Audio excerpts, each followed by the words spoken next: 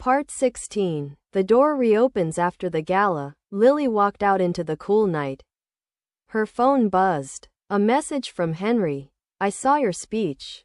I cried. "If Emma grows up to be like you, I'll be the proudest father alive." She replied simply, "Then show up. For real. Not just in texts." That weekend, Henry visited. He didn't come empty-handed. A journal and a stuffed bunny. He played with Emma, quiet and clumsy. Lily watched, not with hope, but with measured openness. One day at a time. Chapter 17. A new light in the garden. The warm sunlight bathed the small garden behind Lily's house, where little Emma, now almost 1, took wobbly steps toward her mother. Her laughter echoed like a melody of healing, one that seemed to wrap around the house and soften every scar it once held. Lily crouched down with open arms, tears welling up as Emma reached her and collapsed into her embrace, giggling. Behind them, Lily's father, Mr. Anderson, stood quietly with a small wooden bench in hand. He had spent the morning building it as a birthday gift for his granddaughter. Simple, sturdy, and engraved with the words, "To Emma, may you always have somewhere to rest and someone to run to." It was a quiet celebration, just the three of them. There were no glittering balloons or extravagant cakes, just handmade garlands, Lily's warm chicken soup, and a single pink candle on a soft vanilla cupcake. And yet, it felt like the most precious party Lily had ever known.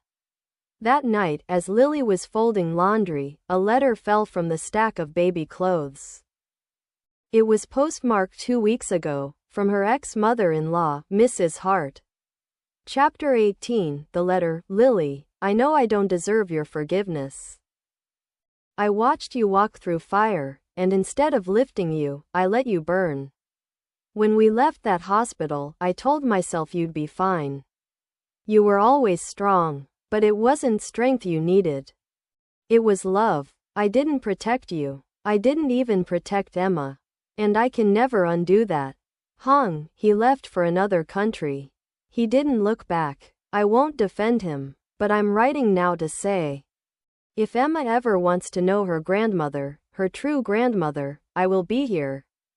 Not to take, not to ask. Just to offer what little good is left in me. With regret, Helen Hart. Lily stood frozen. For a moment, her breath caught in her chest. She stared at the signature, trembling. She didn't know whether to cry, scream, or write back. But she folded the letter carefully and placed it in Emma's memory box, not as a wound, but as a reminder that even cold hearts could learn to thaw. Chapter 19. Turning pages. Later that month, Lily made a decision. With her father's encouragement, she returned to finish her education, taking night classes while working part-time as a community writer. Her story, once a source of shame, became a source of strength. A local women's magazine published her first essay titled, "Raising Emma, Rebuilding Me." It went viral. Suddenly, other women started reaching out, single mothers, survivors, daughters who had been abandoned and rose again. Lily responded to every letter. Each word she wrote was like a seed, and slowly, something bloomed. By the end of the year, she was invited to speak at a women's leadership summit. She hesitated, but Emma, now walking confidently, placed a tiny hand on her mother's leg and smiled. It was enough. Chapter 20. A new chapter begins on stage. Lily stood in a pale pink dress, holding the microphone with trembling hands. She looked out at the hundreds of faces staring back.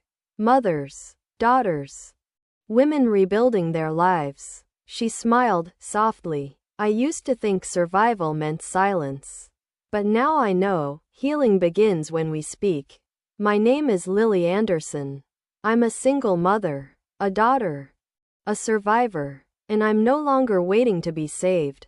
I am the woman I once needed." Thunderous applause erupted, but Lily only looked down at the front row, where Mr.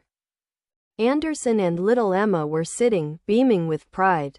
Her past didn't define her, but it had shaped her strength. And from that strength, she would build a life, not just for Emma, but for every woman who ever thought love was conditional.